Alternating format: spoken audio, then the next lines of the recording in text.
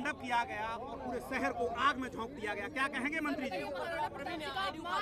मैनपुरी बस अब आज चुनाव प्रचार खत्म हो रहा है सर, किस तरीके से देख रहे हैं अखिलेश यादव के रोड शो के दौरान? देखिए, मैं समझता हूँ कि जो मूल चरित्र समाजवादी पार्टी का गुंडई लफंगे अराजकता का रहा है, वो असली स्वरूप उन्होंने दिखाने का काम किया है।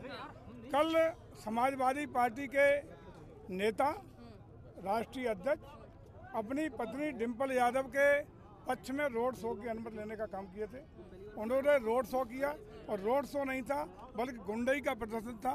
न सिर्फ महाराणा प्रताप की जो देश के शौर्य वीर हैं, जो राष्ट्र की एकता अखंडता के लिए जिन्होंने जीवन भर घास की रोटियां खा के भीलों को दबे कुचलों को इकट्ठा करके उन मुगलियों से लड़ने का काम किया, ऐसा बड़ा राष्ट्रभक्त और राष्ट्र नायक, उसकी मूर्ति पर कल सारा उनका अपमान करने का काम किया है, गुंडई करने का काम किया है, तोड़ फोड़ करने का प्रयास किया है। और जो अपमान किया है वो समझता हूँ कि कोई भी राष्ट्रभक्त और देशभक्त इसको सहन नहीं करेगा। यही नहीं किया, इससे पहले जिस चौराहे से वो निकल के आए, वहाँ इनके जो महाराणा प्रताप के जिन्होंने अपना पूरा जीवन भर की कमाई जिन्होंने अर्पित करने की काम की, ऐसे बाबा साहब की मूर्ति पर भी इन लोगों ने वहाँ तोड़फोड़ करने का काम किया है। जो एक इनका पूरा मैनपुरी का हर चौराहे पर जिस प्रकार से हर समाज के महापुरुषों की मूर्तियाँ लगा करके इसको सभी समाजों को सम्मान देने का काम हमारी सरकार ने किया है, इससे इनकी चिढ़ इसी से प्रकट होती है कि जिस दिन डिम्पल जी का नामांकन कराने के लिए ये लोग आए थे, उस दिन भी समाजवादी पार्टी के राष्ट्रीय महासचिव सांसद प्रोफेसर राम गोपाल यादव जी ने भी बहुत भद्दी टिप्पणियां करने का काम किया था और उसी से इनका मनोबल बढ़ा। और ये प्रायोजित कल अखिलेश जी की और इनके नेताओं की उपस्थिति में जिस तरीके से हमारे शौर्य वीर के प्रतीक, राष्ट्रीय नायक, राष्ट्रीय एकता अखंडता के प्रतीक, मुगल साम्राज्य से लड़ने वाले महाराणा प्रताप के खिलाफ उनके अपमान को किया है, उनके साथ जो बर्ताव किया है, उनको तोड़फोड़ करने का प्रयास किया है, ये पूरा देश किसी भी कीमत पर बर्दाश्त नहीं करेगा।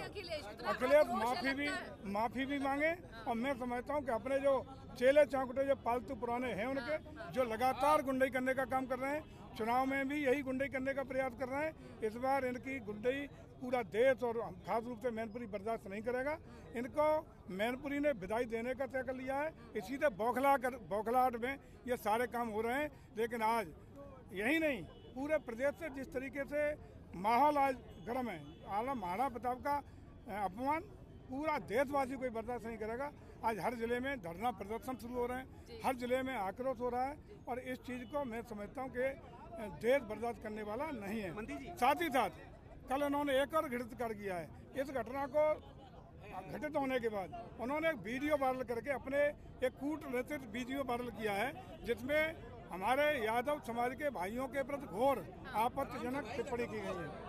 जबकि वास्तविकता यह है कि यादव समाज के साथ साथ सभी समाजों का सहयोग, समर्थन और आशीर्वाद जो भाजपा को मिल रहा है, तो इन्होंने समाज में विद्रोह फैलाने के लिए, आपसी कटुता फैलाने के लिए छत्तीस समाज को गाली देते हुए, दर्शाने हुए यादव समाज को भद्दी गाली देने का काम करा के वीडियो वायरल कर रहे हैं। हम आयोग से मांग भी करेंगे कि इसकी जांच करा के जो भी दोषी हों उनको जेल भेजा जाए, इस फर्जी वीडियो को रोका जाए और ये जो बेमरुस जाति आधार पर फैलाने का प्रयास समाजवादी पार्टी का हताशा, निराशा और हार की स्थिति में आज अखिलेश यादव बौखला गए। पूरे प्रदेश में इनके सारे परिवारजन हार रहे हैं, पूरे प्रदेश में इनका परिवार साफ हो रहा है और 80 की 80 सीटों पर चूँकि भारतीय जनता पार्टी का कमल खिलने का काम हो रहा है। इस बौखलाहट में ये इस स्तर तक उतरा है कि समाज में घृणा, बेमनुष्यता और आपसी दंगों की स्थिति पैदा करने का काम चुनाव में कर रहा है। इसका संज्ञान निश्चित रूप से भारत निर्वाचन आयोग को लेना चाहिए और इस पर कठोर कार्रवाई, जो भी दोषी हो उसके खिलाफ कठोर कार्रवाई करें, ताकि क्षत्रिय हो, ब्राह्मण हो, यादव हो, सर्व समाज के लोग एक सामाजिक समरसता के साथ सरकार की नीतियों, रीतियों, कार्यक्रमों के आधार पर स्वतंत्र रूप से निष्पक्ष तरीके से अपना मतदान कर सकें। और जो बौखलाहट दिखा रही है कि गुंडई कल और परसों भी निश्चित रूप से पूरे जिले में कराने वाले हैं, इस पर भी भारत निर्वाचन आयोग को कठोर कार्रवाई अभी से करनी पड़ेगी। अन्यथा मैनपुरी में आपने देखा है कि 2004 में जब इनके सगे भतीजे, इनके भाई धर्मेंद्र यादव प्रत्याशी थे, सारे बूथों को लूटने का काम हुआ था और हिंदुस्तान का लोकतंत्र सर्वसार हुआ था जब पूरे लोकसभा का पुनर्मतदान कराने का निर्णय भारत निर्वाचन आयोग को लेना पड़ा था। वही स्थितियां पुनः पैदा करना चाहते हैं, उन स्थितियों से रोका जाए। भारत निर्वाचन आयोग से हम अनुग्रह करेंगे, उन्हें अनुरोध करेंगे कि कठोरतम व्यवस्था करें और ऐसे घृणित वीडियो जारी करने वाले जो यादव और क्षत्रियों के बीच में खाई पैदा करके ये चुनाव जीतना चाहते हैं, इसको रोका जाए और जो भी दोषी हो कठोर कार्रवाई की जाए। वोटर को कैसे आश्वस्त करेंगे, क्योंकि भय बहुत इतना माहौल, क्योंकि शहर की बात थी ये। देखिए पूरे शहर में जो इनका पुराना चरित्र रहा है, समाजवादी पार्टी का एक चरित्र रहा है कि हमेशा यहाँ के लोग कहते थे कि जिस गाड़ी में लगा है सपा का झंडा, मान लो उसमें बैठा सबसे बड़ा गुंडा। वही चरित्र कल मैनपुरी के शहर के अपने रोड शो के प्रदर्शन में इन्होंने सिद्ध किया है। और आज शहर की जनता, हमारे मैनपुरी की जनता, मैनपुरी लोकसभा की जनता भयभीत है, पूरी तरह भय में है। और मैं समझता हूँ इसके लिए कठोर कार्रवाई प्रशासन को और भारत निर्वाचन आयोग इस समय चुप देख रहा है। भारत निर्वाचन आयोग से हम आग्रह करेंगे कि इस पर कठोर कार्रवाई इनके खिलाफ की जाए। जिस तरह का वातावरण हमारे कल व्यापारियों को धमकाया गया है, पिटकाया गया है, गालियां दी गई हैं, आदरणीय योगी जी को गालियां दी गई, आदरणीय मोदी जी को खुलेआम गालियां दी गई, आप वीडियो देख सकते हैं। और उससे ऐसा वातावरण बन गया है कि पूरा शहर, व्यापारी, उद्योगपति सारा भयभीत है।